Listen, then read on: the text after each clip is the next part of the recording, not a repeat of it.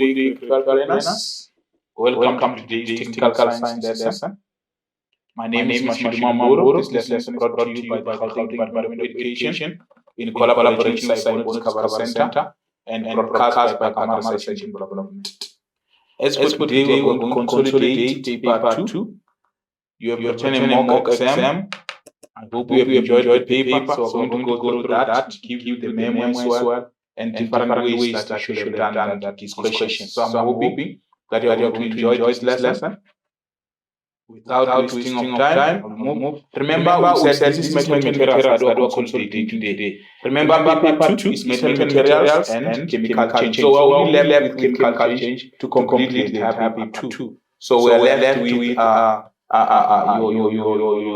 redox reactions, which we will do in term 3, then it will be 75 marks. So the mock exam that we have written is out of 75 marks. So we'll go through that as well to show you your 1.5 hours. So I hope you have enjoyed the paper, then we'll take you through that. And then the paper had 7 choice questions, which was 14 marks.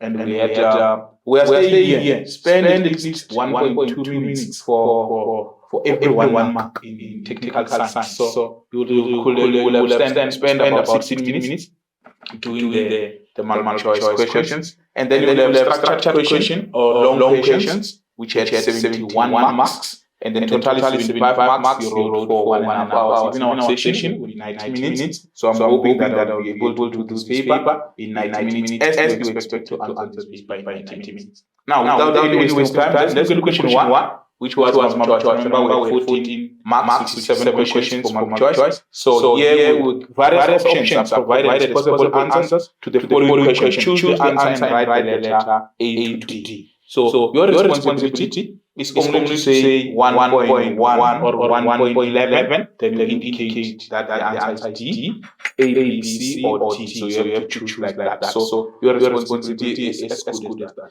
I would like to emphasize as well, let's start that multiple choice. So you can't write multiple choice questions and not put an answer there. You have to commit.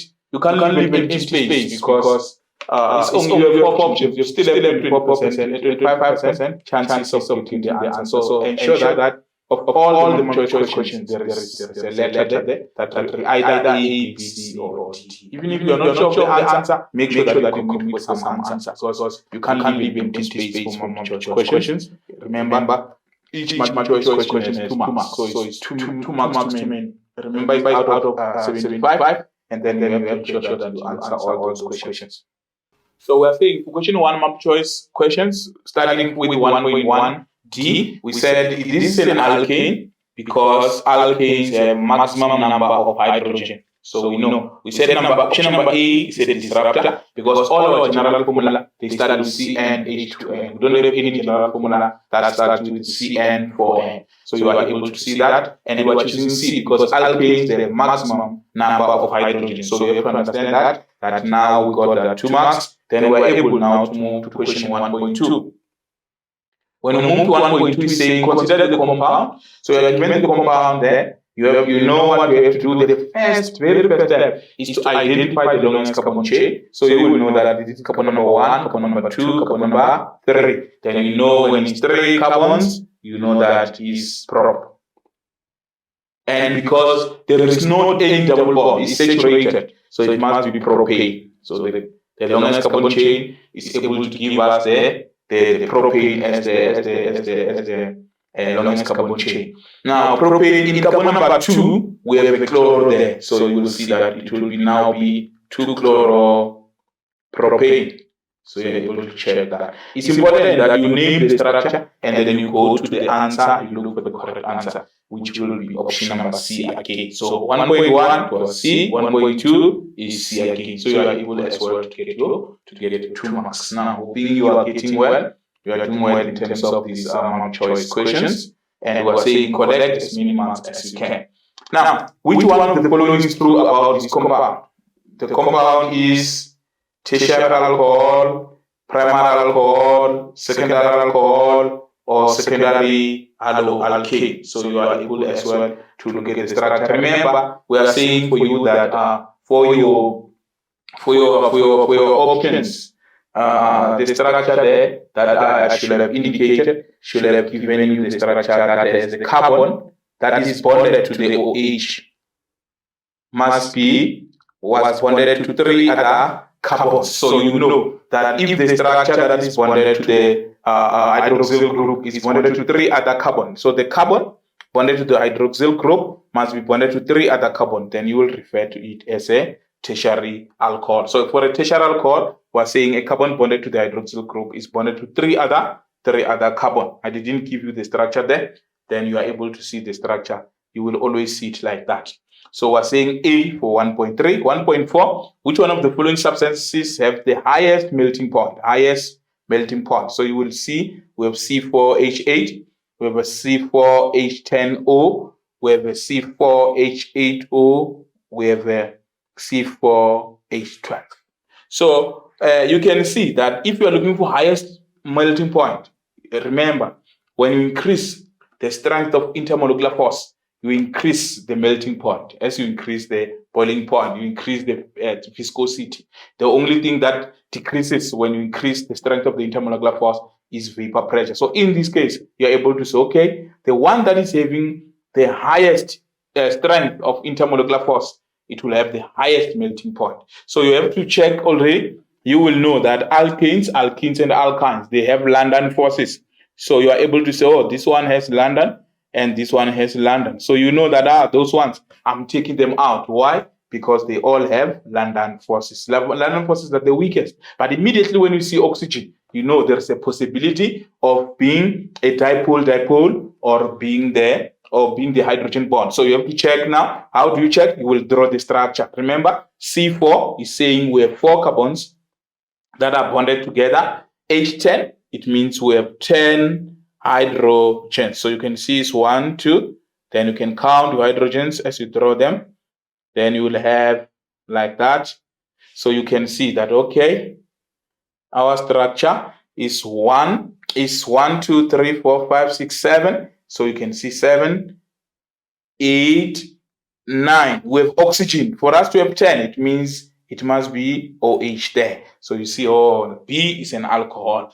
Why? Because we're saying it's 4 carbons, 3, 4, 5, 6, 7, 8, 9, and 10 hydrogens. So you've drawn the structure for compound B. So you have to draw the structural formula as well for compound C. But in this case, already you can see that the number of hydrogens are limited in the C4H8, in number C, for example. So you will know that, okay, if we're having 8 hydrogens, it means we have removed 2 hydrogens, which means we might be having a double bond. So you will be able there to say, okay, this structure is 1, 2, 3, 4. So you're able to count the number of hydrogens. We said there are 8. So it's 3, 4, 5, 6, 7, then 8. So there must be a double bond. So this will either be an aldehyde or a ketone. So if the C double bond O is in carbon number 2, for example, there, you will know that it's a ketone or an aldehyde. And you know that the aldehydes and ketones, they have what we refer to as dipole. So dipole, whereas the alcohols, they have one side of hydrogen bond. So you will know that hydrogen bond is the strongest intermolecular force. So you know that the one with the strongest, it has the highest melting point. So you're able to choose your answer with no doubt to be option number B. So you're able to choose your option there to say B is my option because it's an alcohol. C is not my option because it has dipole. You know dipole for aldehydes and ketones. So you are able to choose the answer and you are sure of your answers and you are collecting your marks as we are doing like that, and hoping you are enjoying how to do this strategy to deal with this. Now we have a reaction there. Look at that. It says a haloalkane reacts with water as shown in the balanced equation below. So you see that C3H7Br plus water forming C3H7OH plus HBr. So you can see this is a substitution. Remember, you're having 2 hydrogens here. Now you have 1. You can see that, oh, the hydrogen, you're having an oxygen there, it's no longer there. You now have Br. So you can see that the OH is going to replace the Br. So this is a replacement, which is substitution. So you will know the type of reaction that this is a substitution. But what are we using to substitute with? Water. So substitution, where we use water as our reagent, we are saying that is hydrolysis. So you are able to know. Be careful, because addition is a disruptor. Remember, we add only when we have a double bond. So there's no double bond, it cannot be addition. Hydration, is a type of addition. But now you can make a mistake by seeing water there. Remember, addition is when you are adding water. Hydration is when you are adding water. So be careful there to say this is not hydration, because hydration is addition. And for addition to happen, there must be a double bond. So there's no double bond on the structure that we are given, which is our bromopropane there. So you are able to say, no, this cannot be. This is saturated, forming another saturated. So you are able to remember our strategy to say saturated forming saturated is substitution. So what type of substitution? You know it is hydrolysis. So you are able to choose for 1.5. Our answer will be C, and you collected 2 marks. It cannot be polymerization. Remember, polymerization is addition. Addition, polymerization, we must have a double bond. You have seen when we're dealing with polyethylene, where we had an ethene being added to another ethene to form a polymer. So you know that these other options are wrong. So you can see how I'm dealing with these questions. I'm looking at all the given options before I commit to the answer. That's what you must do as you are writing your papers. Don't be in a hurry to answer the question. Understand everything that is there so that you are sure when you go home, you know that you have passed already. Now, let's look at 1.6. The vapor pressure of ethanol is lower than the vapor pressure of ethane. You see, the statement is telling you ethanol is lower than ethane. Vapor pressure. Remember, with vapor pressure, we said vapor pressure as the strength of the intermolecular force is increased. Strength of intermolecular force. You can't write IMF for intermolecular force. Unfortunately, we don't mark that. So don't write IMF. You must say when the strength of intermolecular force increase, vapor pressure decreases. So you have to know they have that relationship. As the strength increases, the vapor pressure decreases. So you can already look and say, okay, ethanol, it has the highest strength because it has hydrogen bond. Remember, it's hydrogen bond. It's the strongest. So it has the strongest intermolecular force. Hence, its vapor pressure will be the lowest. Ethane has the weakest intermolecular force, meaning that its vapor pressure will be the highest. So you are able to look now in the options that were given. Let's look at those options. Then the question is saying because ethane has, so we're talking, the question is about ethane. So you have to look at ethane. Ethane has higher boiling point. Ethane has higher boiling point. You will disagree and say no. Ethane, because the strength of intermolecular force is the lowest, it will have a lower boiling point. So you know that is a disruptor. Again, C as well is saying ethane has a higher boiling point, but you're saying ethane has the lowest strength of intermolecular force. Remember, it has what we refer to as London forces. So when it has London forces, which is the weakest intermolecular force, obviously, you cannot have the highest boiling point. You see the disruptors I've been telling you about. You remove those two and say, because those two are saying it has higher boiling point, they are out. You can't have higher boiling point when its strength of intermolecular force is the lowest, because its intermolecular force is London force. I hope I explained that nicely. So you are left with two options, which is either option B or option D. Let's check. You are saying ethane has a lower boiling point. Correct. Ethane has a lower boiling point.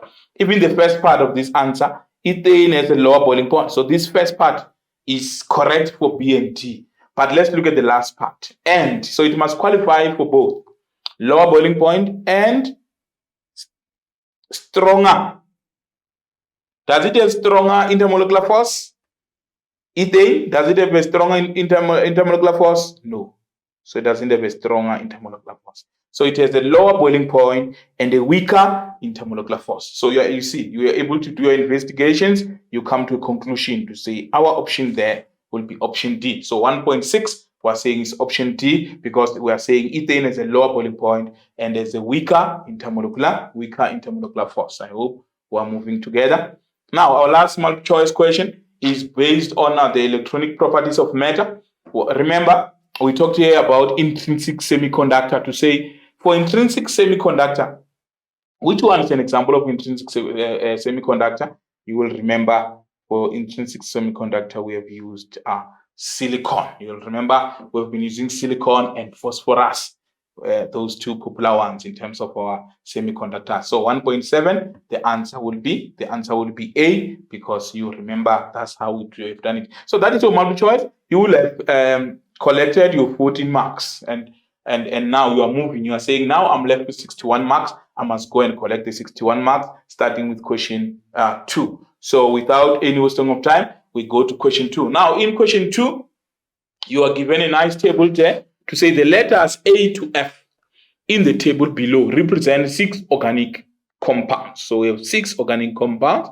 I would like here for you to understand the table before you rush into answering questions, because most of the time, immediately you don't even look at the table, you'll just rush and do the questions. That is not the right approach. The right approach is that look at the table, understand what is in the table, so that when you go to answer questions, you are armed with the information from the table. So I would like to introduce you once more to our F.H. Jameson, to say, don't forget, we said we can go like that. F.H. Jameson, when you're dealing with question 2, as a strategy, to say you will look for the functional group. That is the first thing. The functional group will tell you what is the homologous series. When you have the homologous series, you will tell us what is the general formula. So your GE is for general formula. And then when you know the general formula, what is the molecular formula? What is the structural formula? And then the isomer, that's this organic molecule, that it has an isomer. And then lastly, you'll give us the name. So almost all our questions come from this F.H. Jameson. So you have to arm yourself with this to say, the first thing I will ask myself is, what is the homologous series? You will ask yourself that, and you will be able to move forward with no problem. So I'm hoping you are understanding that, and then you will be able to do this with no problem. Now, look at the structure A.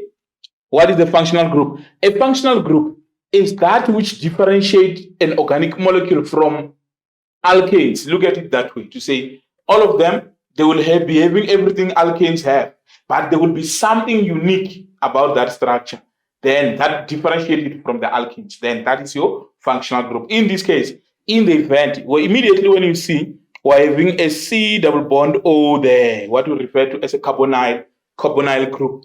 So you can see that this carbonyl group is the one that differentiates this from alkane. So if I remove C double bond O, this structure becomes an alkane. So that is your functional group. So you have to understand that the C double bond O must be surrounded by 2 carbons. So C double bond O is surrounded by 2 carbons. So this must be a ketone.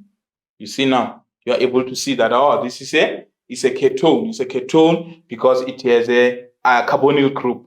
The carbonyl group, the C double bond O, surrounded by 2 carbons. Remember, if the C double bond O is at the end, there will be a hydrogen at the end. Then it becomes a 4-mile group. It now becomes an aldehyde. So you have to differentiate that to say, okay, if it's a C double bond O between 2 carbons, it's a ketone. But if it's a C double bond O between a carbon and a hydrogen, then you know that it's an aldehyde. Hence, we refer to this as isomers. Now, we are given the structural formula. When we say molecular formula, the M there stands for molecular formula. To say, for molecular formula, we are simply saying how many carbons. So you will simply say how many carbons we have. You will say C4. How many hydrogens we have? You simply count them. 1, 2, 3, 4, 5, 6, 7, 8. So it's a C4H8O. So you see that. C4H8O. I think it rings the bell. Remember the questions we were doing in multiple choice there. When we're choosing between, I indicated to you that it can be a ketone or an aldehyde. I think you remember that question. So you're able to see that, C4H8O is a ketone. Why? Because of the position of the C double bond O. If it's at the beginning of the structure, it will be an aldehyde. If it's between 2 carbons, it will be a ketone. Always look out for that. So immediately when you do that, we're saying, what is the isomer of this one? You know that isomers of ketones are aldehyde. We refer to them as functional isomers. Remember, we are saying functional isomers because they have the same molecular formula, which will be C4H8O, but different functional group. So the functional group, it will, when it's C double bond O between two carbons, it's a ketone. But when it's a C double bond O between carbon and hydrogen, then we are referring to that as an aldehyde. I hope you have understood that. Then when you go there, you know already that, oh, this one, it has an isomer. Then the last thing, what is the name? The name of A. The name of A, you will know that, okay, it's 4 carbons, so it's butane. Remember, you write the whole name of butane without E. The only thing you are removing there is E. So it's butan. Then you take from the word ketone, this butan is your prefix. Your name will start with butan.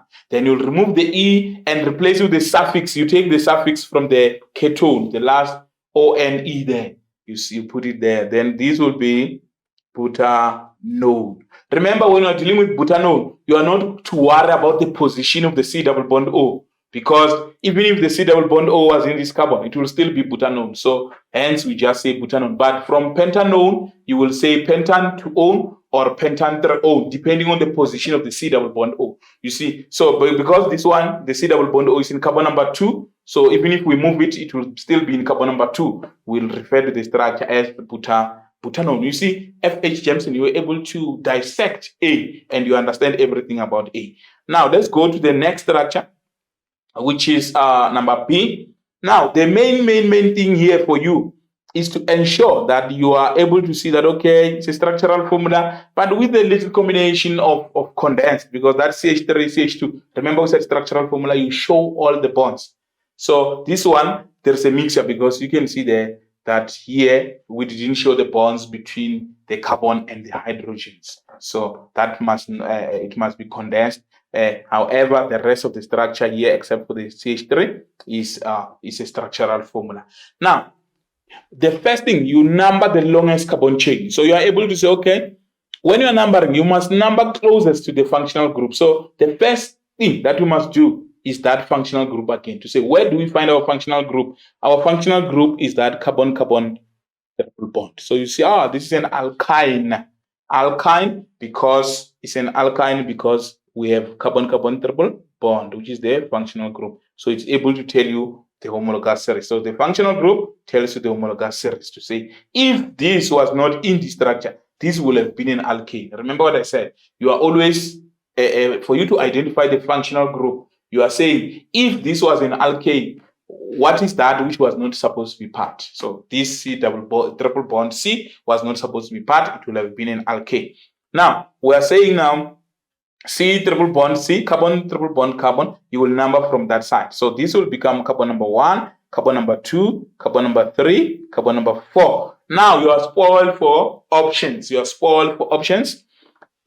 You can say, okay, carbon number 5, carbon number 6, but it's going to give you a lot of challenges if we were to move down there, because you can still move forward straight because you have another substituent there. So remember that. So CH2, CH3 is our substituent. We can call it a substituent or a side chain. So this will be carbon number 5 and carbon number 6. So you're able to see, this is 6 carbon structure. And then 1, 2, 3, 4, 5, 6. You know 6 is hex. 6, we said 6 is hex. And we said because of the triple bond now, it will be hex. You check the position of the triple bond. The triple bond is in carbon number 2, so this will be hex 2-1. That is the parent chain. Now you want to remember the name always start with the substituent or the side chains. So you're going to identify the substituents and then you write them at the beginning of the name. So hex 2-1 is your parent chain. Then you go and look and say, okay, in carbon number 4, we have an ethyl. In carbon number 4, we have an ethyl. In carbon number 5, we have a methyl. So you will be able to say this is for ethyl. In carbon number 4, we have an ethyl. In carbon number 5, don't forget, between a letter and a number, there are those hyphens. Don't forget them. We penalize you for that. So 5 ethyl, methyl is one name. So it's 5. 4 ethyl. 4 ethyl, 5 methyl X, 2 wine. So you are able to get all your marks. If you are saying, what is the name of this drug? Does it have isomers? It has a lot of isomers. Remember, you simply have to, you can move the CH3 and the CH2 around. Then it becomes a chain isomer. You can move the triple bond around. When the triple bond is moved from one carbon to another, then it will become a positional isomer because you'll be changing the position of the triple bond. So it definitely have isomers, not only one. You can have a chain isomer and you can have as well a positional isomer when you move the functional group.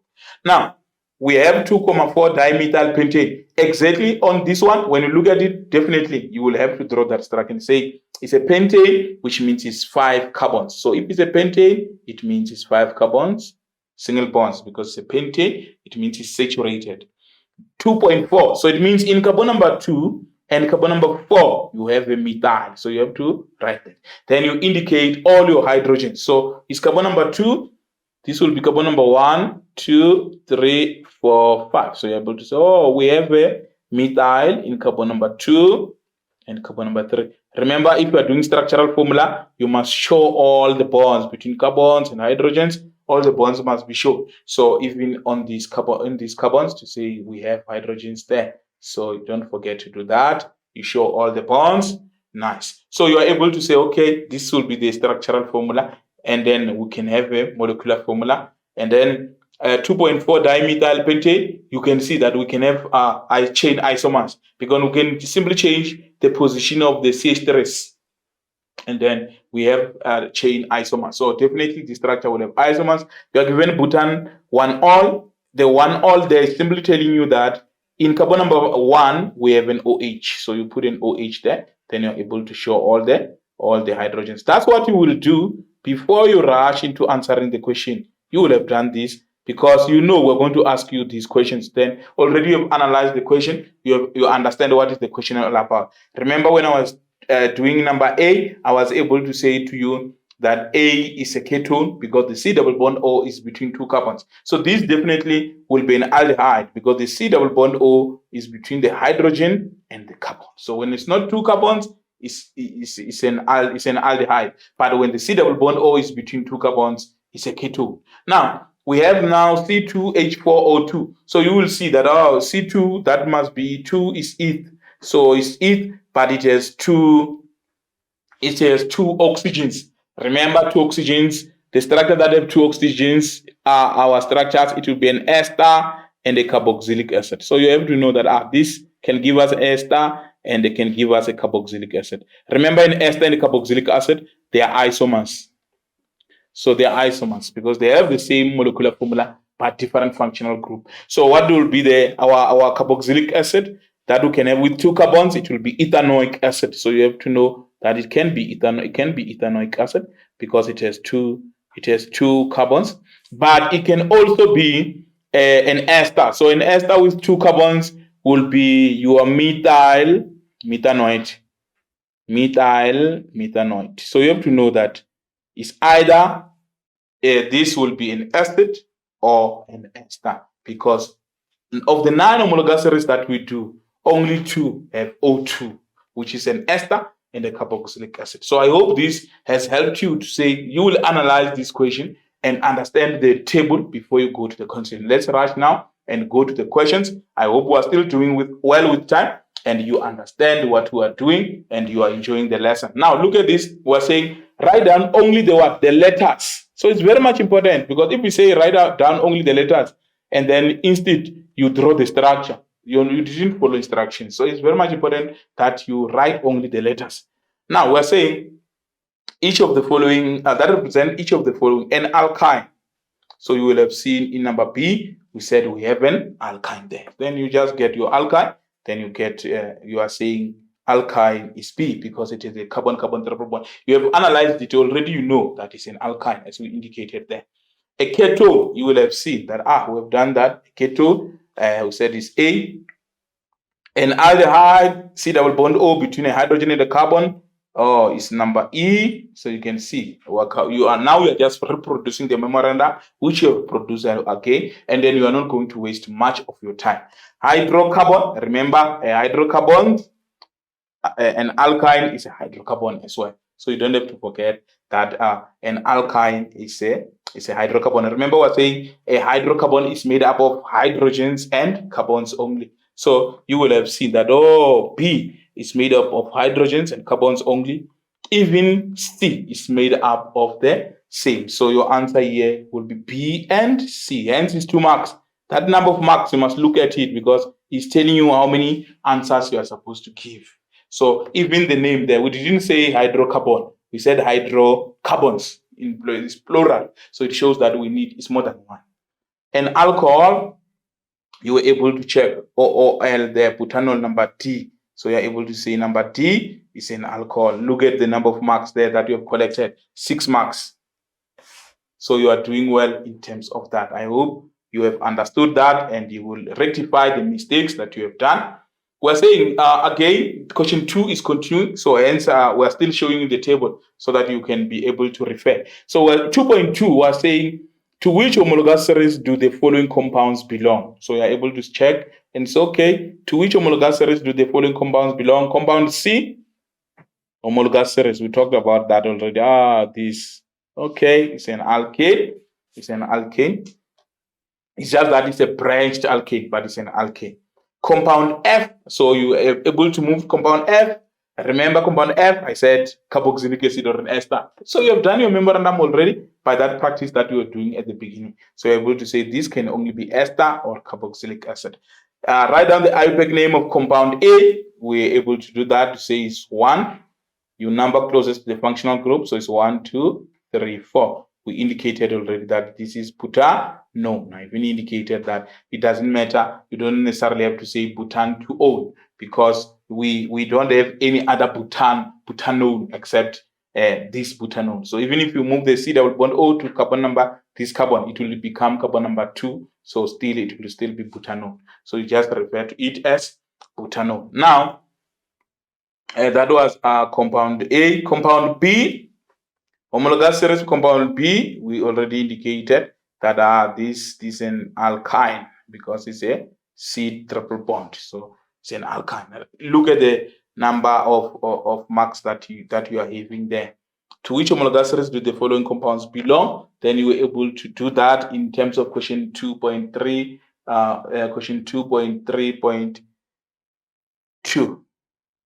So now we move to the next question, which says write down the structural formula of compound C. So you are able now to move to write down structural formula of compound C, which already I hope we are able to do that in terms of our question. So structural formula of that I've drawn for you to indicate that you will draw the 5 carbons. You will draw the 5 carbons and indicate that in carbon number 2, there is a methyl, and in carbon number 4, there's a methyl. Then you indicate all the hydrogens. Remember, we are saying that around each carbon, there must be 4 bonds around each carbon. So you can't have one carbon that has more than 4 bonds around it because we said carbon is tetravalent. So you know tetra means 4. It can only form 4 bonds around it. So I hope that is clear and you are fine.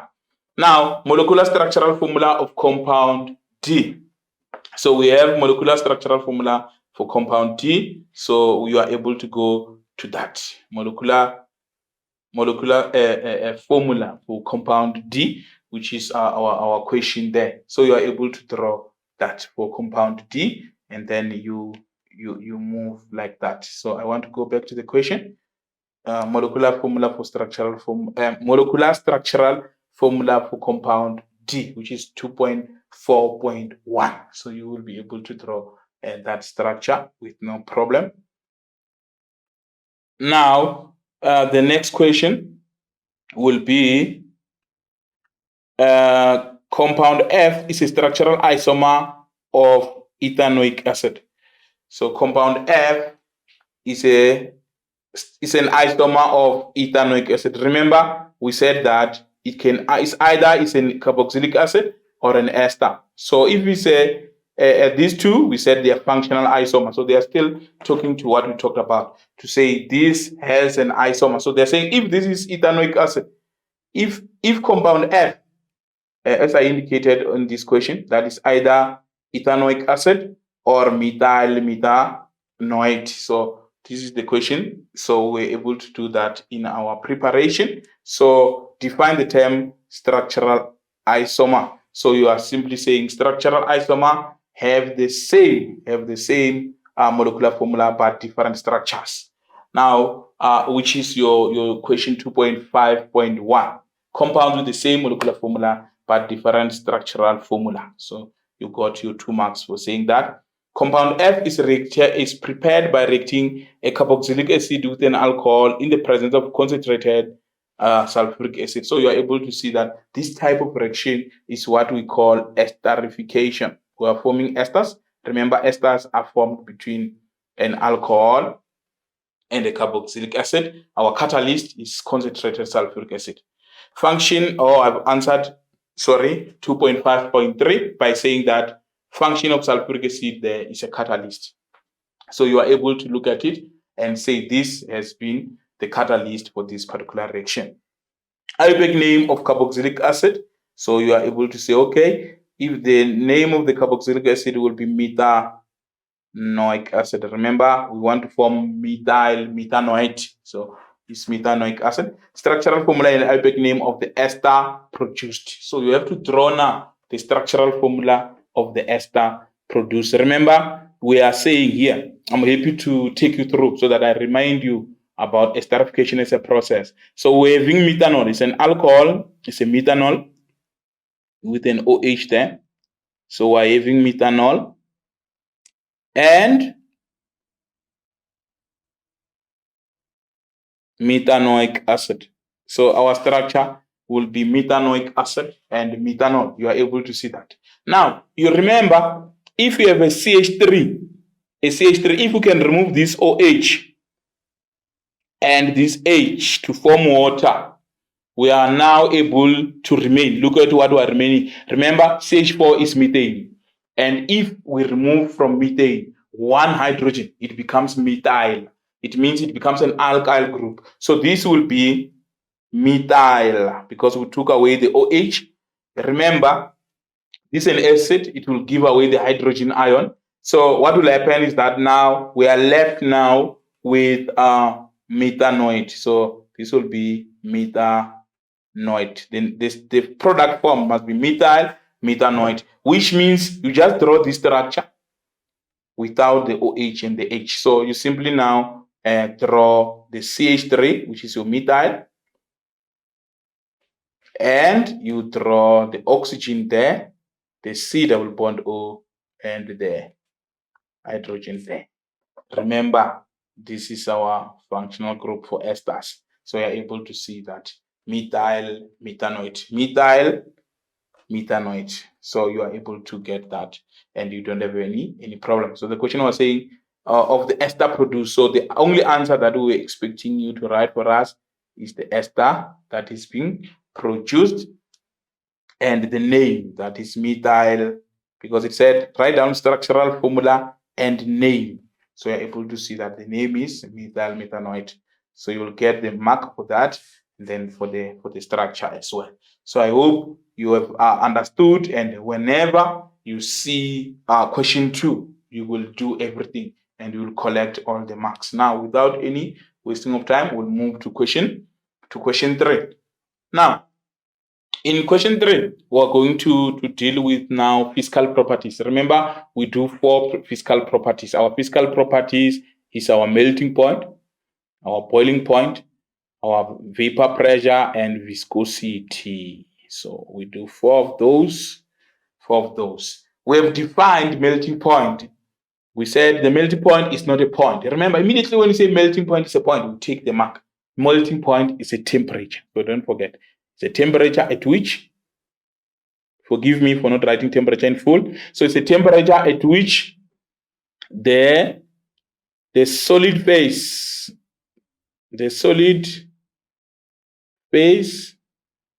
and the liquid phase are at equilibrium. Solid phase and liquid phase are at equilibrium. Solid phase and liquid phase are at equilibrium. So that is what you will refer to as melting point. Boiling point, we said again, is a temperature at which, so these two is just start by saying temperature at which it's no longer solid phase, it's now the vapor pressure is equals to the atmospheric pressure. You write that in full. Vapor pressure is equals to the atmospheric pressure.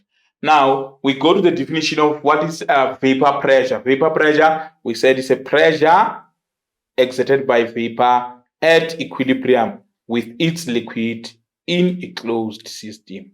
Don't forget, if we don't say in a closed system, your definition will be wrong. So I'm reminding you, vapor pressure definition, to say, you will say this is a pressure.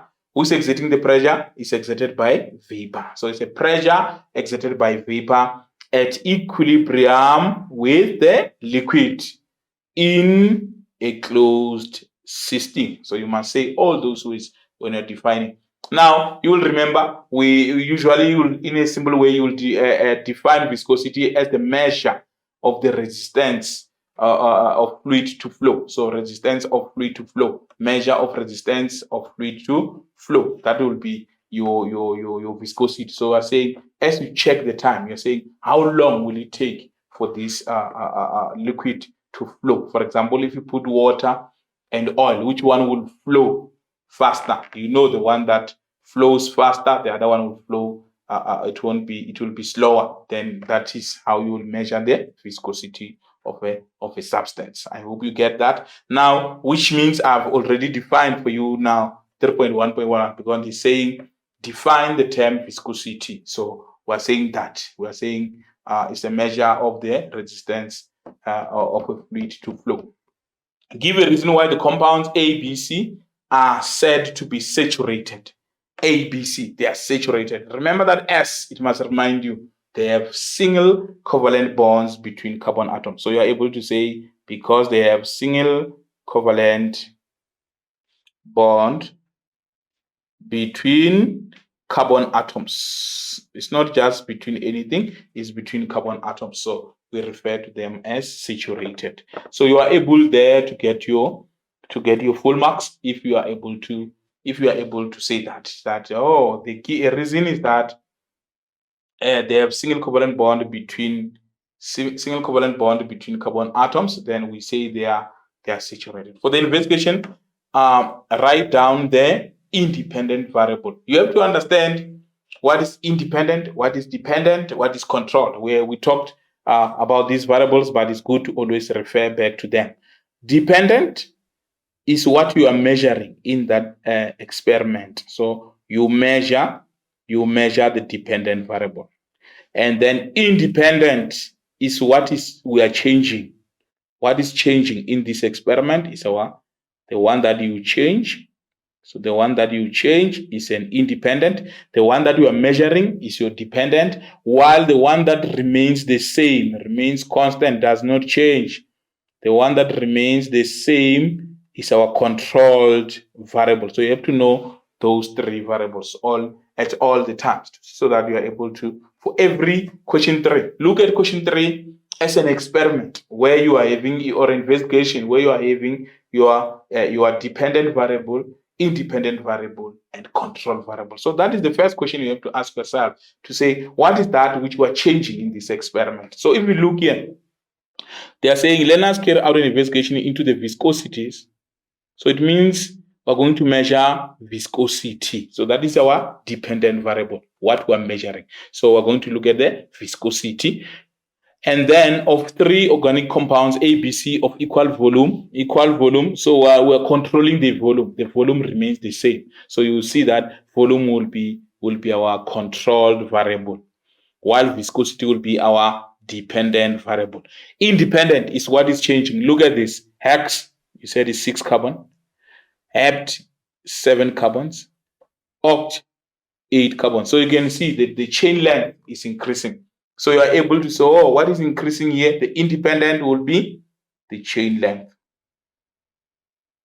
So will I be wrong if I say what is increasing is the molecular mass? No, you'll still be fine. Remember, as the chain length increases, the molecular mass increases as well. So the chain length or molecular mass will increase. So you can say molecular mass will still give you your marks. Now, what is the relationship between the chain length? You see now this question is saying the relationship between the independent variable. So you have now to know that the relationship between the chain length, which is the independent variable, that which we are changing, the chain length and viscosity. What is the relationship between that? So you will be able now to answer this question by referring to this to say that as the chain length increases, as the chain length increases, viscosity increases.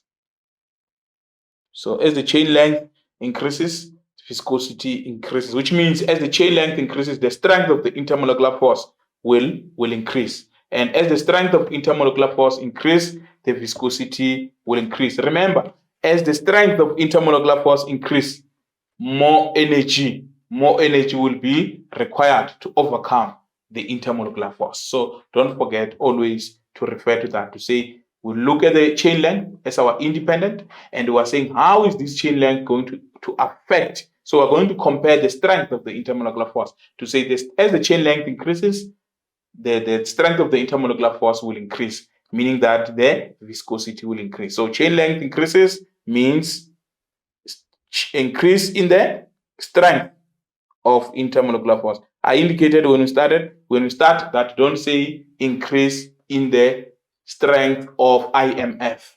So IMF is not intermolecular force. It must be as the chain length increases, there will be increase in the strength of intermolecular force. As the strength of intermolecular force increases, viscosity will increase. Why is viscosity increasing? Because more energy will be required to overcome the intermolecular force. I hope you have understood and got that one, which is a question in question 3.1.5. It says the learners find out that the viscosity of compound C is the highest. Explain fully why the viscosity of compound C is the highest. So you can see compound C has the longest carbon chain. So it means it has the longest chain. The chain length is the longest. So it has the longest chain. Yes, let me put it that way. It has the longest chain. So because it has compound C, it has the longest chain. It means it has the highest strength of intermolecular force. It has the highest strength of intermolecular force. So it will have the highest strength of intermolecular force. If it has the highest strength of intermolecular force, then more energy will be required. So more energy will be required to overcome. We don't break here, we overcome. So we're not breaking, we break in question 4 where you are now doing the reactions. But here we're not dealing with the reactions, so we don't break anything, we just overcome, which means the intermolecular force will remain, but we're overcoming that intermolecular force. So you have to know that C is the longest chain, which means it has the highest strength of intermolecular force, which means more energy will be required to overcome the intermolecular force.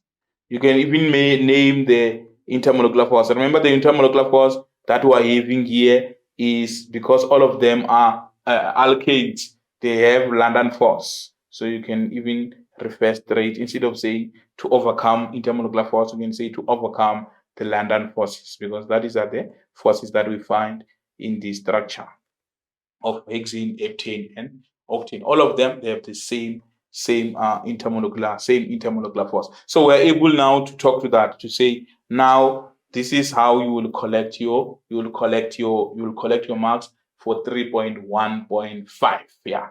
So you will get all your marks if you answered that way. Now, without wasting time, we move to the next question. The learners find out that the viscosity of compound C is the highest. I think I talked to that. We talked to these 3 marks, showed you. The 3 compounds, A, B, C, are components of petrol. These days we're talking about petrol and its high prices and all that. So it's very much important for you as a technical science learner to know that this petrol is our organic molecules. So we are saying this, apart the 3 organic compounds, A, B, C, which is hexane, heptane, and octane. I think you've heard about octane in petrol and all that. So you have to know that they are components of petrol. Apart from undergoing combustion in a vehicle's engine, the compounds also serve as lubricants. So they can be used as lubricants as well. So the question is now, which one of the components A, B, C, hexane, heptane, or octane, which one of these components will be the best lubricant? Look at that. A, B, or C. Which one will be the best lubricant?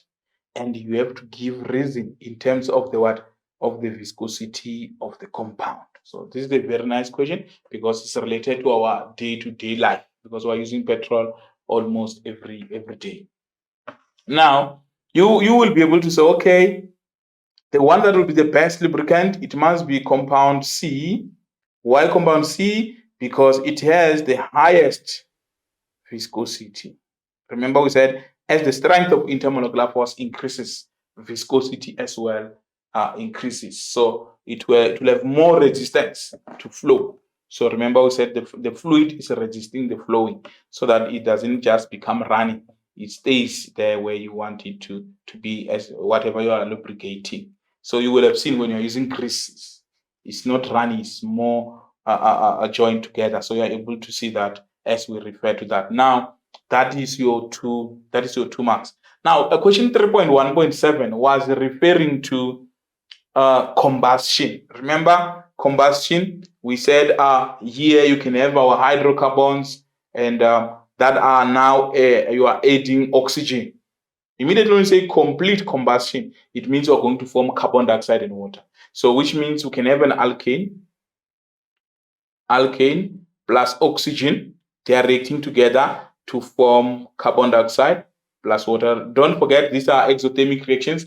Heat is given out as well. Energy is given out. So you have to know that plus energy. So you have that. You form carbon dioxide, water, and energy. And the good thing about this question, our learners, is that we will give you 1 mark for the reactants, 1 mark for the product, which is carbon dioxide and water plus energy.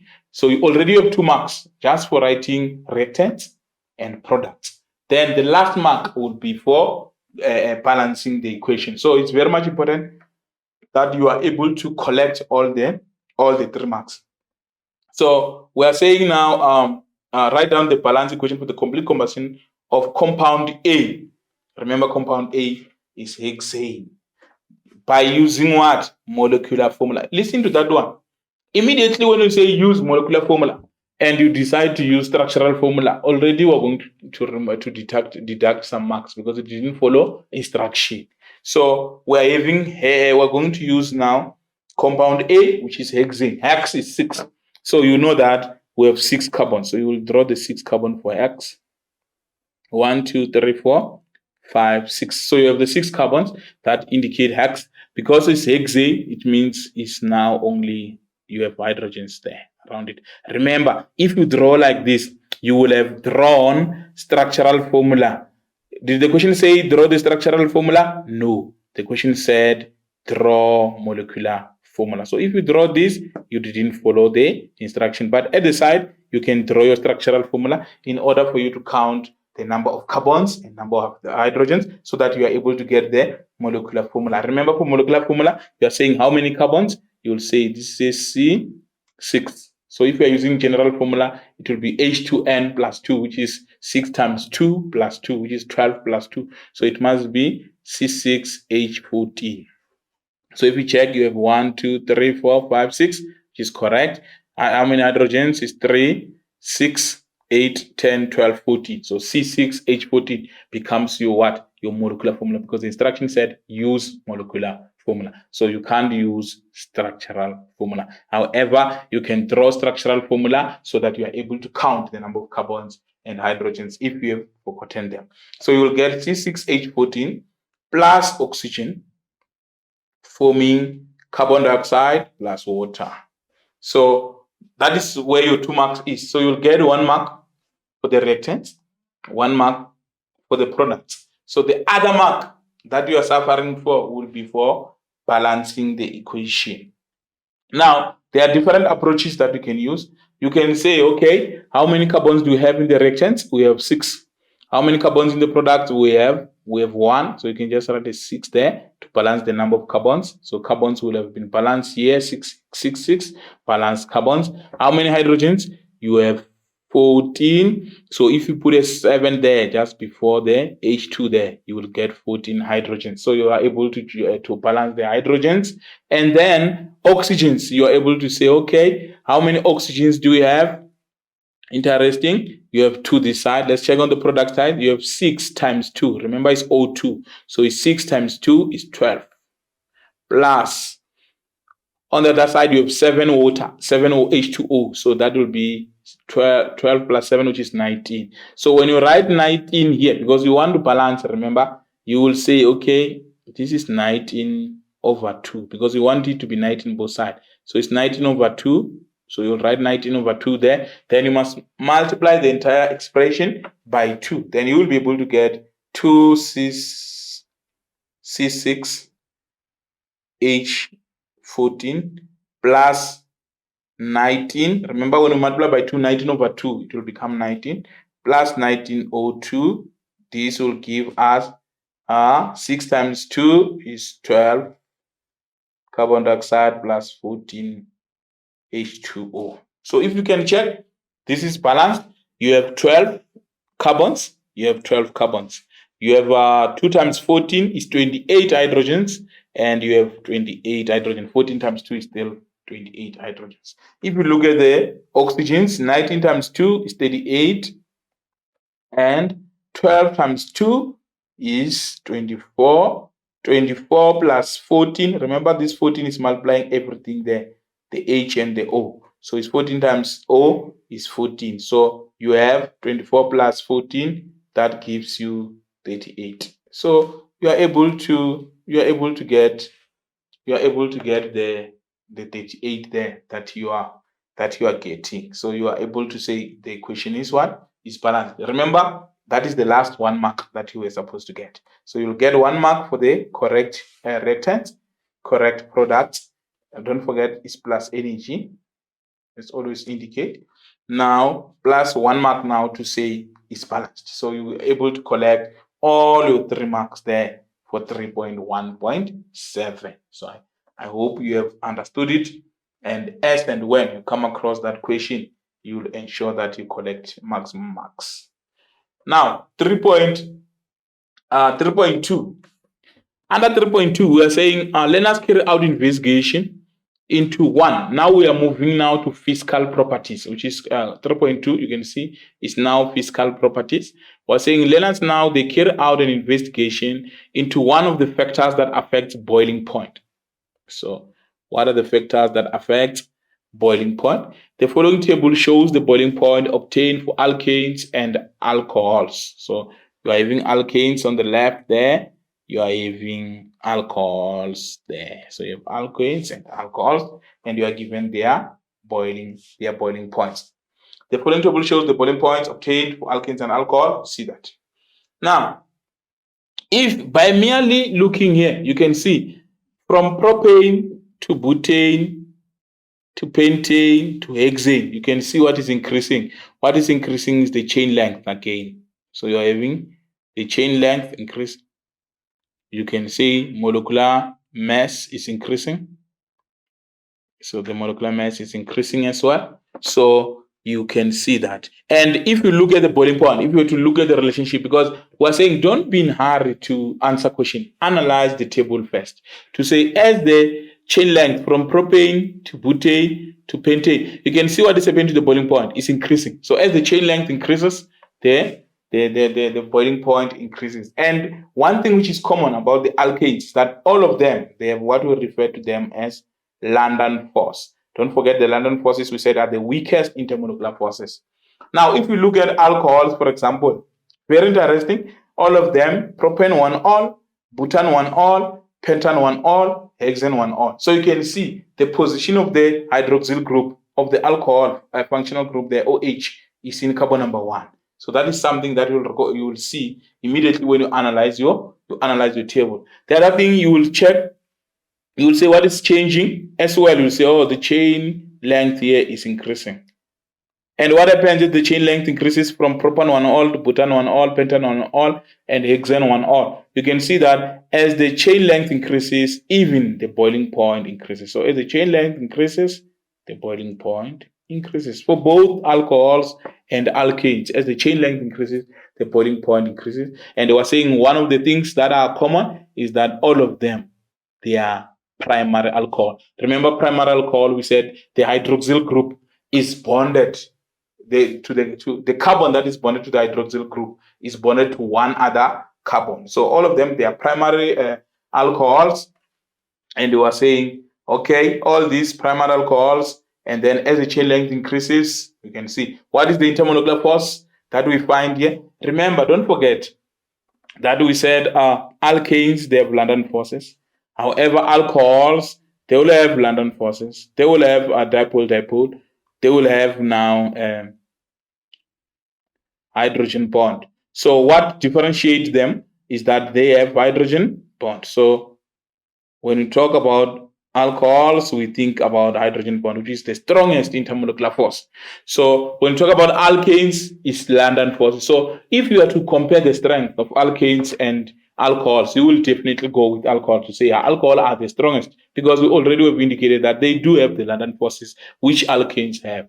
And on top of that, they do have dipole, they do have hydrogen bonds. So these are the strongest intermolecular force that we'll get. So the only difference between them and carboxylic acid is that alcohol, they have one side of hydrogen bond, while carboxylic acids, they have two sides of hydrogen bond. So you are able to look at that and say, these are the strongest intermolecular force. You can even see by comparing the boiling point. Then look at the boiling point of propane and compare it to the boiling point of propan 1-ol. You can see the difference, minus 42 and 97. So you can see that this is really a huge, there is a huge gap there in terms of that. So I hope we're still together as far as this one is concerned. Now, question 3.2.1, it says, name the instrument the learners used to measure the boiling point. Remember, boiling point, you have to always think that, when we deal with a boiling point temperature, we use a thermometer. So this question needed you to say, we use a thermometer to measure it. Remember, thermo, heat, thermo, temperature, thermo. So thermometer. So we're going to measure temperature. We're going to measure heat using what? A thermometer. So you have to know that we used a thermometer in question 3.2.1. Write down the relationship between the chain length and the boiling point. Already in your analysis, you were able to see that as the chain length increases, the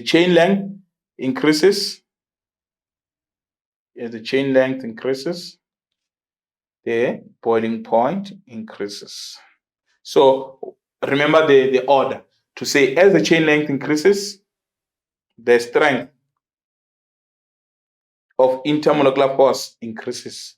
Therefore, the boiling point increases. We like order in technical science, so make sure that you put them in that order to say, as the chain length is increasing, what is really increasing is the strength of intermolecular force. Then as the strength of intermolecular force increases, it means we are going to need too much energy to overcome that strength of intermolecular force. Hence, the boiling point will be very high because we need more energy is needed in order to overcome the intermolecular force. So that hence the boiling point will be high. You get your 2 marks. Use the information from the table to predict the values between which the boiling point of 2-methyl propane lies. If you can look here, obviously this is a hydrocarbon, so we'll go back to alkanes. If you look at these alkanes, you have propane, you have butane. Now, 2-methyl propane, obviously you have more than 3 carbons. Remember, propane is 3 carbons, butane is 4 carbons. Now, 2-methyl propane has 4 carbons as well, which means it will be higher than propane. So it must be higher than propane. But the question is it higher than butane? The answer to which is no. Remember, all of them, they will have the same molecular formula. If I'm to show you the molecular formula for butane, you will remember is C4H10. Even 2-methyl propane, it will be C4H10. Remember, these we refer to them as chain isomers. So the chain isomers, they have the what? The same molecular formula, but different chains. So the what is different is the chain length there. So we'll have different chain. So you can see that all of these, they have C4H10, all of them. But this one is branched. But butane not branched. Butane is not branched, whereas 2-methyl pentane is branched. Propane is branched. So you have to know that immediately when it's branched, its strength of intermolecular force will decrease. So we're going to say, as far as this one, it will be higher than propane, but it will be less than butane, which means it must be between the minus 42 degrees Celsius and the negative 0.5 degrees Celsius. So you're able to answer that like that, to say it's between minus 42 degrees Celsius and minus 0.5, because it's greater than propane. The strength of intermolecular force of 2-methyl propane is greater than that of propane, but it's less than that of butane. For butane, we're saying it's less because it's branched, whereas butane is unbranched. Remember, zero branch means the strength of intermolecular force will be higher than the branched one. I hope you have understood that. So it will lie between that. So we'll say it is between minus 42 and minus 0.5. So that will have been your mark. Now, which structural arrangement of the alcohol? I'm liking this paper. I hope you will be able to utilize this paper as you prepare for your prelim exams as well, to ensure that you collect as many marks as you can. Remember, all these topics that we are doing for prelim, we're just only going to add redox reactions. So it's important that you revise this, you understand this, you practice as much as you can, and ensure that when redox comes, when electrochemistry comes, you just add it to these questions. Then you are able to move forward. Now we're saying, which structural arrangement of the alcohol molecules makes the comparison of the boiling points a fair test? You will remember all of them. We said they are propan 1-ol, butan 1-ol, pentan 1-ol. So the position of the hydroxyl group, so that will be the position of the OH. You see, the position of the hydroxyl group is all in carbon number 1, so they're in the same carbon. So, or you can refer to them as all of them are primary, they are primary alcohols. So that makes it a fair comparison that we are having. So you are able as well to get your marks, to say the position of, if we say position of the OH hydroxyl position of OH minus. So that position of OH minus, you will get all your 2 marks.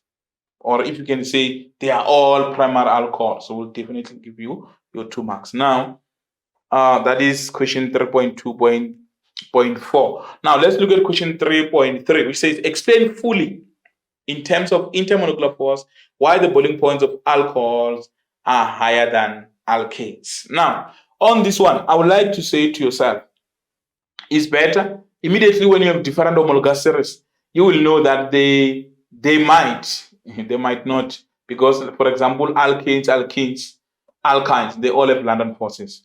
Haloalkanes, aldehyde, ketones, and esters, they all have dipole. So it doesn't mean that if the homologous series is different, even the type of intermolecular force is different. I want you to understand me correctly. So you have to always look at that. But if you look at alkanes that were given here and alcohols, you can see those two, they have different. Remember, already when I started, I indicated to you that the alkanes, they have London forces, while the alcohols, they have all those 3, with the biggest of them all being hydrogen bond. So you will refer to the hydrogen bond for alcohols, you will refer to a London forces for alkanes. So you will be able to say, okay, the first thing, you can use the ICE method here to say ICE.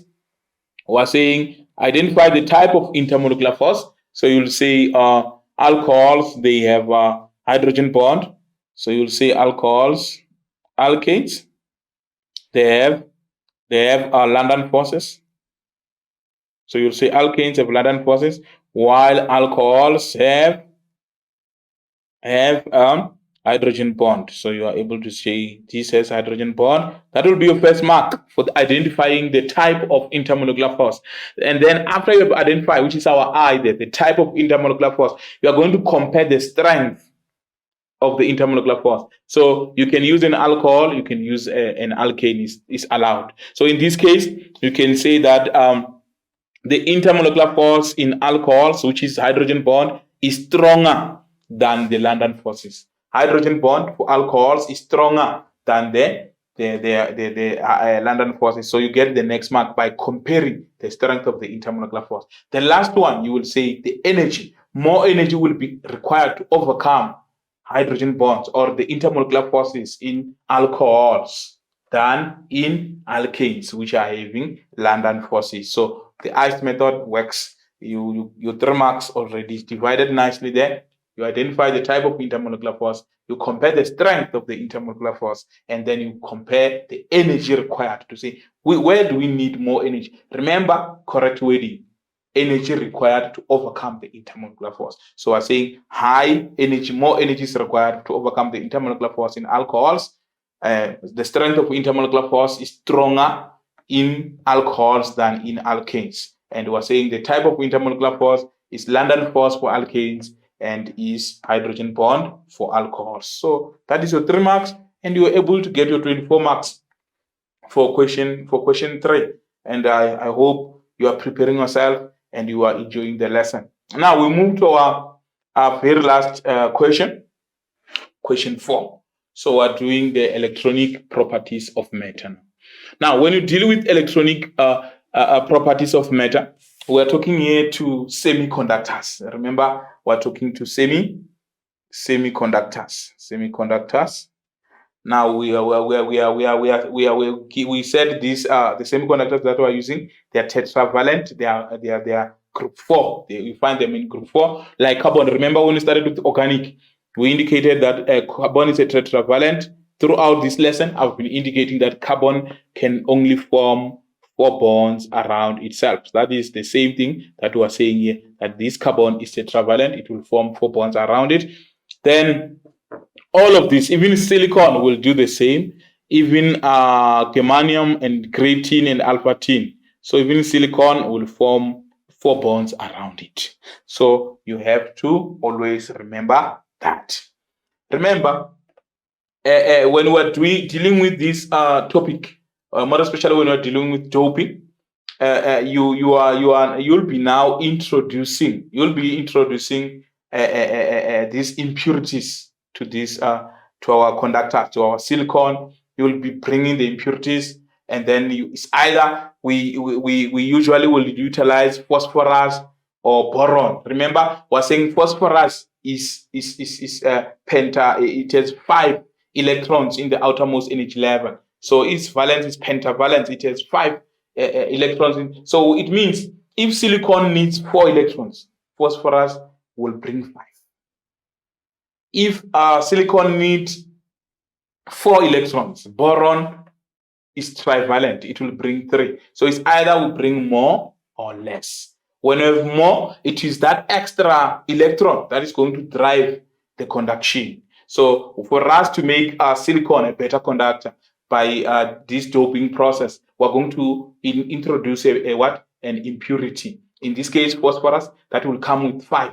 And immediately when it comes with 5, you know that extra electron is the one that will drive the conduction. And after doping, we are going to have a better conductor that we are having. Or boron as well will bring 3, and then we'll have 1 hole that is not filled with the electrons. And that hole, which is positively charged, will be able to drive the conductivity. So I wanted you to understand that, to say we can use phosphorus or we can use boron for our doping. Now, the first question there was to say, define the term doping. So we're saying, as I indicated, it's a process of adding impurities to intrinsic semiconductors. So these semiconductors, they're pure semiconductors.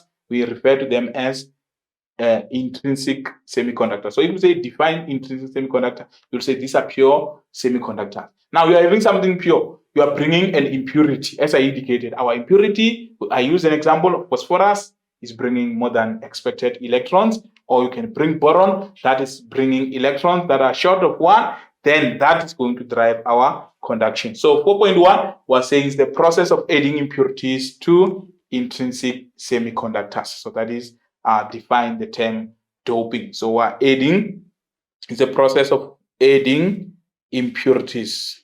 We're adding impurities to intrinsic,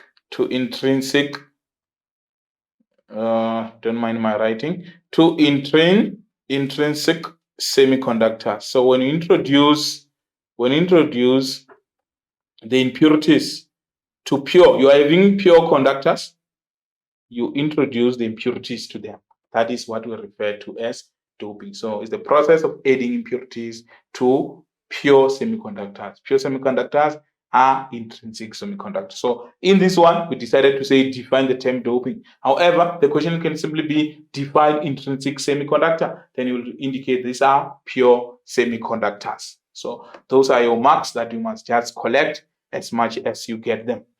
Write down for question 4.2 is saying write down the two elements that are used for N-type. Remember, we talked about N-type and P-type doping. So for N-type is boron or gallium. Boron and gallium. Remember, I said the N-type, you are bringing silicon is looking for 4 electrons to be fulfilled.